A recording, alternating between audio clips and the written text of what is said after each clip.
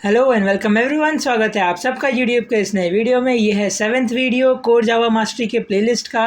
मैं आपको बता दूं कि कोर जावा मास्टरी एक ऐसा प्लेलिस्ट है जिसमें हम पूरा A to Z हम कोर जावा को कवर करने वाले हैं और हम आखिरी में हम अपना एक प्रॉपर वेब एप्लीकेशन भी बनाने वाले हैं जावा के थ्रू। ऑलराइट, तो अगर अभी तक आप लोगों ने वो प्लेलिस्ट को नहीं देखा है तो जल्दी से आके प्लेलिस्ट को देख लीजिए। तो मैं स्वागत करता हूँ आप सबको इस वीडियो में। और आज के इस वीडियो होने वाला है बहुत ज़्यादा खास, क्योंकि आज के इस वीडियो में हम कुछ बहुत ज़्यादा तो नहीं, बस एक कंडीशनल स्टेटमेंट्स के बारे में बात करने वाले हैं। ऑलराइट, तो हमारा आज का मुद्दा होने वाला है if else statement, nested if else statement और स्विच स्टेटमेंट। ऑलराइट, देखो आप कोडिंग जर्नी कर रहे हो या कोडिंग कर रहे हो तो कोडिंग करने से पहले आपको ये इफ एल्स सीखना सबसे ज़्यादा ज़रूरी है, क्योंकि आप कहीं भी लॉजिक लिख रहे हो कि अगर ऐसा होगा तो ऐसा करो, अगर ऐसा होगा तो ऐसा करो, मतलब कुछ इस तरीके से आप कोई भी लॉजिक बना रहे हो तो सबसे जो बेसिक चीज़ होता है वो होता है इफ एल्स स्टेटमेंट और एक कंडीशनल स्टेटमेंट। ठीक है, तो मैं ज़्यादा इसमें टाइम वेस्ट नहीं करूँगा, चलेंगे सीधा कोड की तरफ। मैं आपको कोड में इसको इम्प्लीमेंट करके दिखाता हूँ। ठीक है, तो आ जाते हैं हम अपनी एक्लिप्स के वर्क स्पेस में। ये रहा हमारा एक्लिप्स का वर्क स्पेस।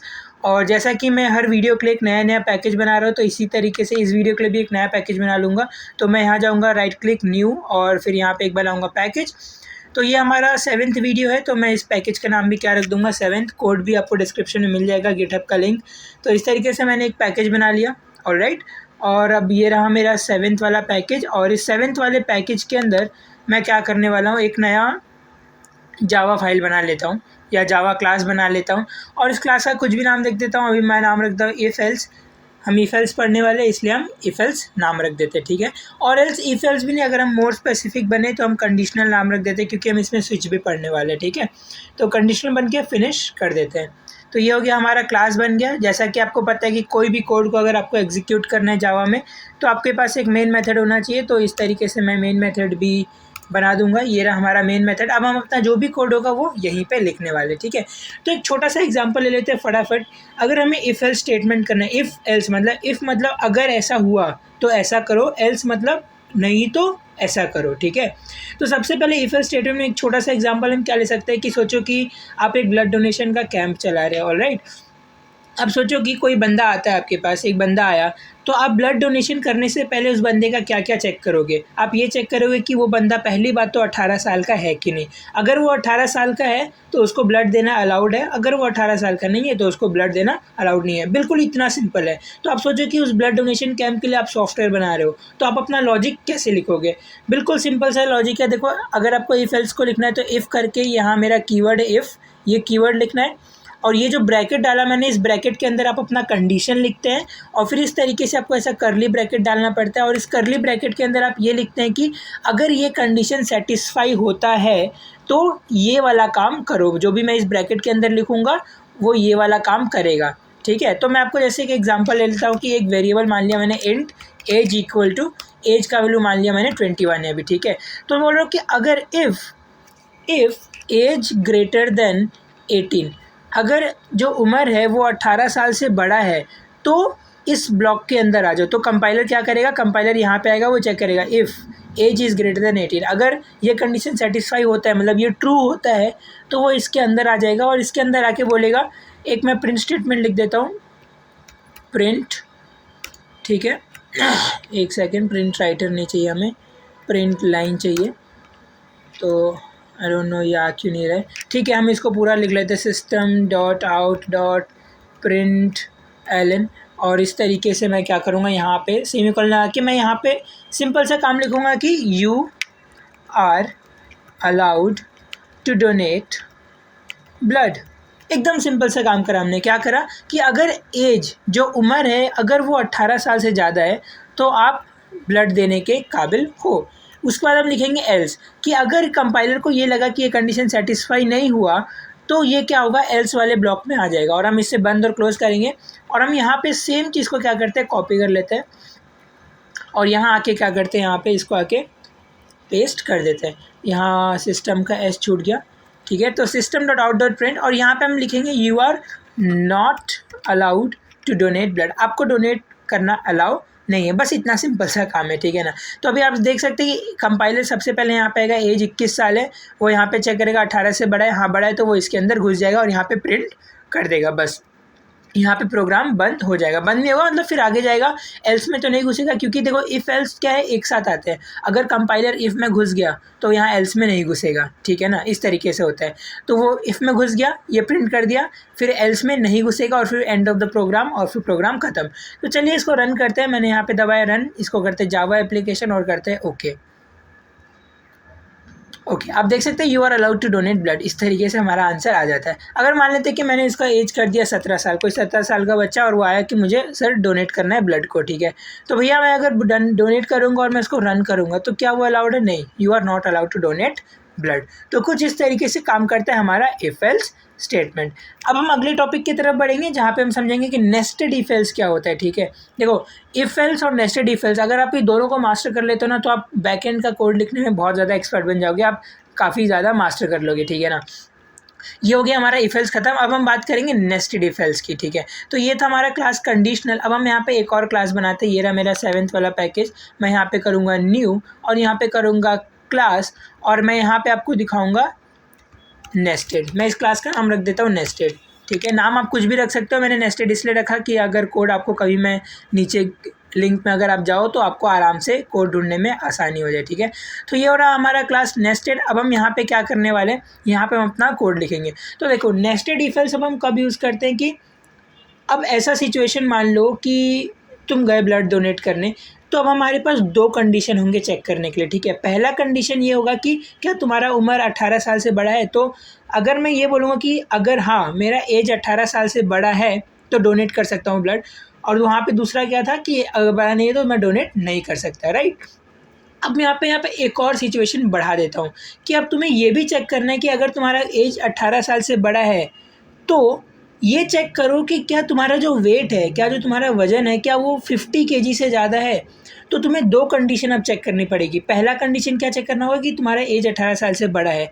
अगर एज 18 साल से बड़ा है, ये लाइन को बहुत ध्यान से सुनना कि नेस्टेड इफ मैं नेस्टेड इफ एल्स ही बता रहा हूँ कि अगर एज 18 साल से बड़ा है उसके बाद मैं चेक करूँगा कि क्या वेट 50 किलो से ज़्यादा है, उसके बाद ही वो बंदा ब्लड को क्या कर सकता है, डोनेट कर सकता है, और एल्स डोनेट नहीं कर सकता है। यहाँ पे 2 कंडीशन आ गई, ठीक है ना। तो अब इन 2 कंडीशंस को हम कैसे लिखेंगे, तो वही सिंपल से सबसे पहले तो मैं क्या चेक करूँगा, एकदम simple, if age is greater than 18, ठीक है। मैं यहाँ पे एज को डिफाइन कर लेता हूँ, ऊपर आके यहाँ पे इंट एज इक्वल टू और यहाँ क्या कर लेता हूँ, 18 कर लेता हूँ, ठीक है। अभी के लिए 18 नहीं करता हूँ, मैं यहाँ पे 21 कर लेता हूँ। तो अगर एज 18 साल से बड़ा है तो यहाँ पे अंदर आ जाओ, यहाँ कुछ एरर सा नहीं आ रहा, इंट एज इक्वल टू 21 क्या एरर आ रहा है। ओके तो हमने यहाँ पे अपना मेन क्लास नहीं बनाया सबसे पहले, तो एक बार हम इसको हटा लेते हैं। हम सबसे पहले अपना मेन क्लास बना लेते हैं, मेन मेथड बना लेते हैं। मेन मेथड के अंदर ही हम सारा कोड को लिखेंगे। हमारे पास मेन मेथड नहीं है तो हम अपना कोड नहीं लिख सकते, ठीक है। ये रहा हमारा मेन मेथड। अब मैं यहाँ पे लिखूँगा इंट एज इक्वल टू 21 और अगर एज 18 साल से बड़ा है, अब एज 18 साल से बड़ा है तो मैं इसके अंदर भी कुछ लिख नहीं रहा हूँ, और बाकी मैं यहाँ पे वही सेम चीज़ लिख लेता हूँ कि एल्स, और यहाँ पे वही system dot out dot println, और मैं यहाँ पे ये बोलूँगा कि ये क्या हो गया, चलो ठीक है, और यहाँ पे मैं ये बोलूँगा कि no you are not allowed to donate blood, कुछ इस तरीके से। अब मैं ये चेक करूँगा कि एज 18 साल से बड़ा है। तो अब याद है मैंने आपको 2 कंडीशन बताया कि आप पहले ये चेक करो कि एज 18 साल से बड़ा है कि नहीं। अगर एज 18 साल से बड़ा है उसके बाद आप ये चेक करो कि क्या उसका वेट जो है वो क्या 50 केजी से ज़्यादा है। तो मैं यहाँ पे एक वेरिएबल डिफाइन कर लेता हूँ, इंट वेट WEIGHT और इक्वल टू मैं यहाँ पे कुछ भी एक वैल्यू मान लेता हूँ। मान लेते हैं कि 68 किलो का है बंदा, तो 68 किलो मैं उसका वेट मान लेता हूँ। अब मैं यहाँ पे चेक करूँगा इफ़। अब मैं ध्यान देना, अब मैं यहाँ पे नेस्टेड इफ एल्स लिख रहा हूँ। पहले मैंने इफ़ लिखा, अब इफ़ के अंदर एक और इफ़ लिख रहा हूँ। अब मैं इफ़ के अंदर चेक करूँगा if weight is greater than 50। अब अगर वेट 50 किलो से ज़्यादा है तो फिर से करली ब्रैकेट ओपन और करली ब्रैकेट क्लोज और फिर यहाँ पे एंटर। अब मैं यहाँ पे लिखूँगा कि system dot out dot println you are allowed to donate blood. अगर ये कंडीशन सेटिस्फाई नहीं होता है एल्स, तो यहाँ पे मैं क्या लिखूँगा, यहाँ पे मैं ये लिखूँगा कि your weight is not sufficient to donate blood, your weight is not enough, मतलब वेट तुम्हारा इतना ज़्यादा नहीं है कि तुम ब्लड को डोनेट कर पाओ। अब देखो, इसको करने का 2 तरीका हो सकता था। या तो मैं ये पूरा जो चीज़ है, या ये मैं पूरा चीज़ को नहीं लिखता, ये पूरा चीज़ को नहीं लिख के यहाँ पे मैं क्या कर लेता कि यहाँ पे एक एंड लगा के, डॉलर नहीं, एंड लगा के मैं ये लिख सकता था कि वेट ग्रेटर देन 50। मतलब वो एक ही बार में क्या करता, दोनों वेरिएबल्स को चेक कर लेता। लेकिन ये तरीका भी बिल्कुल सही है, कोई दिक्कत नहीं है इसमें। लेकिन यहाँ पे एक प्रॉब्लम क्या है पता है, अगर ये मैं दोनों को एक साथ चेक कर पाऊँ ना, तो मैं ये नहीं पता लगा पाऊँगा कि वो जो बंदा आया था, वो बंदा किस वजह से रिजेक्ट हुआ है। क्या वो एज की वजह से रिजेक्ट हुआ है या वेट की वजह से रिजेक्ट हुआ है। पर अगर मैं यहाँ पे नेस्टेड इफ़ एल्स यूज़ करता हूँ कुछ इस तरीके से, तो मेरे को समझ में आ जाएगा कि बंदा का एज तो 18 साल से ज़्यादा था, लेकिन वो किस वजह से रिजेक्ट हुआ, वो अपने वेट की वजह से रिजेक्ट हुआ। ठीक है, तो भी देखो एज 21 है और वेट 68 है। इसको मैं रन करके देखता हूँ। जावा एप्लीकेशन हिसाब से क्या आना चाहिए कि you are allowed to donate blood, you are not, no you are allowed, अच्छा सॉरी, यहाँ पे नो क्यों लिख दिया मैंने, यहाँ पे नो नहीं होना चाहिए। यहाँ पे सिंपल हम लिखेंगे you are allowed to donate blood और वापस से रन कर लेते हैं। ठीक है, तो अब आ गया you are allowed to donate blood. अब मान लो कि बंदा 21 ईयर्स का है, लेकिन बंदे का जो वेट है, वो वेट मान लेते हैं कि 45 ही है, वो इतना ज़्यादा वेट नहीं है। तो अब हिसाब से कहना चाहिए कि your weight is not enough. तो इसको रन करते हैं। अब देखो आउटपुट में आ गया your weight is not enough, कुछ इस तरीके से। तो ये हो जाता है हमारा कोड कंप्लीट। और इफ एल्स, हम नेस्टेड इफ एल्स भी अब सीख चुके हैं। अगला जो हमारा टॉपिक है वो होने वाला है स्विच केस। अब देखो स्विच केस क्या होता है ना कि यार, इफ़ एल्स का ही थोड़ा सा एक एडवांस वर्जन है। एडवांस वर्जन भी नहीं बोलेंगे, इफ़ एल, हम सिर्फ इतना सा बोल सकते हैं कि जो स्विच केस है ना, वो इफ़ एल्स स्टेटमेंट को लिखने का एक दूसरा तरीका है। तो आप कभी कभी प्रोग्रामिंग में इफ़ एल्स को डायरेक्टली लिखोगे, कभी कभी आप स्विच करके लिखोगे, वो आपकी मर्ज़ी है, वो कोई हार्ड एंड फास्ट रूल नहीं है। मैं आपको स्विच का मतलब बता देता हूँ, वो कहाँ यूज़ हो सकता है, आप उसका यूज़ केस सोचो और फिर आप उस हिसाब से आप लिख सकते हो। ठीक है, सोचो क्या, मैं आपको बता भी दूँगा इस वीडियो में। ठीक है, तो इसी 7th के अंदर हमें एक और पैकेज बना लेते हैं, न्यू, और पैकेज नहीं सॉरी, क्लास बना लेते हैं। और अब हम यहाँ पे स्विच स्टेटमेंट का नाम का एक क्लास बनाए थे। हम सिर्फ स्विच नहीं रख सकते क्लास का नाम, क्योंकि आप लोग को मैं बताया कि स्विच क्या है, एक कीवर्ड है, तो कीवर्ड नाम का क्लास नहीं रखना चाहिए जनरली। फिनिश। तो ये बन गया हमारा स्विच स्टेटमेंट नाम का क्लास। अब देखो सबसे पहले आपको कोड रन करना है जावा का, तो आपको एक मेन फंक्शन चाहिए, मेन मेथड, कुछ इस तरीके से। अब यहाँ पे आप क्या करेंगे, अपना स्विच का चीज़ें लिखेंगे। अब मैं आपको सॉरी पता नहीं क्या हुआ। तो अब मैं आपको स्विच के बारे में थोड़ा सा समझा देता हूँ कि क्या होता है। यार देखो, हमने यहाँ पिछला बार क्या किया कि इफ़ एल्स की, अगर एज 18 साल है तो ये काम करो, अगर एज 19 साल है तो ये काम करो, अगर एज 20 साल है तो ये काम करो। मतलब हम ऐसे ऐसे अलग अलग भी तो लिख सकते थे ना। मतलब यहाँ पर हमने क्या किया था, बस हमने यहाँ पे ये किया था कि अगर एज 18 साल है या 18 साल के ऊपर है तो आप यहाँ पे ये करो, you are allowed to donate blood. पर अगर ऐसा सोचो कि आपको हर एक एज के लिए स्पेसिफिक मैसेज देना होता है कि अगर एज 18 साल है तो आप ये वाला मैसेज प्रिंट करो, अगर एज 19 साल है तो आप ये वाला मैसेज प्रिंट करो, अगर एज 20 साल है तो आप ये वाला मैसेज प्रिंट करो। मतलब हर एक पर्टिकुलर एज के लिए आपको एक पर्टिकुलर काम करना पड़ता है। तो आप यहाँ पे भी आप चाहो तो कर सकते हो कि if age equal to 18, age equal 18, तो आप ये मैसेज प्रिंट करो।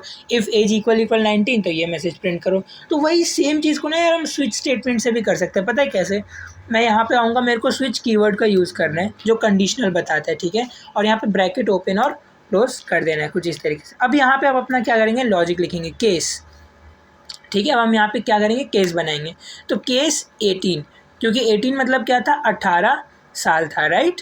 अब देखो स्विच के अंदर ना, आप यहाँ पे एक चीज़ मैं भूल गया, यहाँ पे आपको इस तरीके से ब्रैकेट ओपन और क्लोज करना पड़ेगा, क्योंकि ये जो कंडीशन है ना, ये किस कंडीशन पे ले रहा है, मतलब आपका जो डिसाइडिंग फैक्टर है वो क्या होने वाला है। जैसे कि यहाँ पे मैं मान लूँ कि इंट एज इक्वल टू 19, ठीक है, 19 साल का एज है मेरा। तो अब मेरे को यहाँ पे लिखना पड़ेगा कि ये एज है, ठीक है, तभी तो वो स्विच को पता चलेगा कि हाँ इस एज के बेसिस पे ये डिफाइन हो रहा है। तो मैं पहले क्या लिखा हूँ कि केस 18, कि अगर वो बंदा 18 साल का है, अगर वो बंदा 18 साल का है तो मैं यहाँ पे क्या करूँगा, एक सेकेंड, तो यहाँ पे मैं क्या करूँगा, प्रिंट कर देता हूँ। ये पीछे क्यों चला गया, ठीक है। तो यहाँ पे मैं क्या करता हूँ, प्रिंट कर देता, system dot out dot print L, और यहाँ पे आप क्या कर सकते हैं, सिंपल सा एक मैसेज प्रिंट कर सकते हैं कि यू आर 18 ईयर्स ओल्ड, कुछ इस तरीके से। ठीक है, इसी तरीके से अगर वो बंदा 19 साल का है तो मैं यहाँ पे लिखूँगा केस 19, और फिर यहाँ पे मैं क्या करूँगा, सेम मैसेज को प्रिंट कर दूँगा, लेकिन यू आर 19 ईयर्स ओल्ड। तो मैं यहाँ पे क्या करता हूँ, कंट्रोल सी और यहाँ आके कंट्रोल वी, और यहाँ 18 की जगह मैं क्या करता हूँ 19 कर देता हूँ, ठीक है। ऑलराइट, तो ये बेसिकली पता है स्विच के अंदर होना चाहिए, मैंने स्विच के बाहर लिख दिया, तो इसको करते हैं कट और यहाँ करते हैं पेस्ट।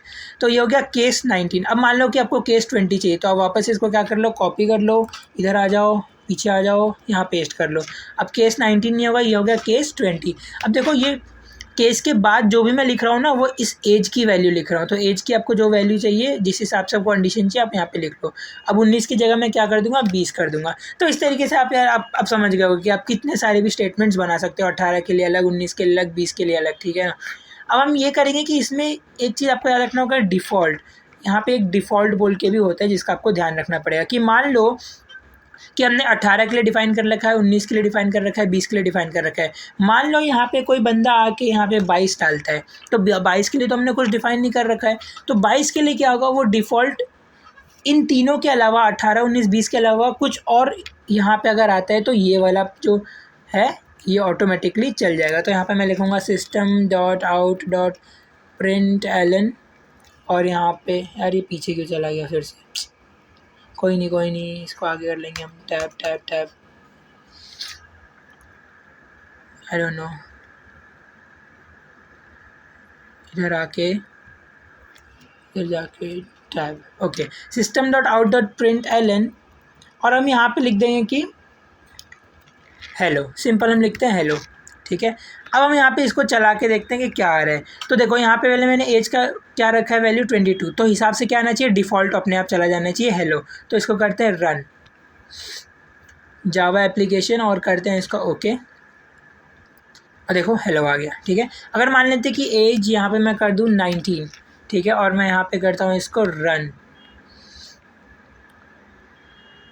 ओके, तो यहाँ पे कुछ तो गड़बड़ हो रहा है यहाँ पे। अब देखो यहाँ पे एक बहुत बड़ा एक ट्विस्ट है जो मैं भी यहाँ पे डालना भूल गया। अब मैं आपको बताता हूँ कि यहाँ पे क्या ट्विस्ट है। कंपाइलर आया, कंपाइलर केस 19 में घुसा, फिर कंपाइलर ने इसको प्रिंट कर लिया। उसके बाद कंपाइलर आगे भी तो बढ़ेगा, केस 20 में भी तो जाएगा, और फिर डिफ़ॉल्ट में भी तो चला गया, मतलब क्योंकि कोड तो वो चल ही रहा है, वो आगे आगे तो जा ही रहा है। तो हमें कंपाइलर को आगे जाने से रोकना पड़ेगा। उसके लिए हमें क्या करना पड़ेगा, ब्रेक कीवर्ड का यूज़ करना पड़ेगा।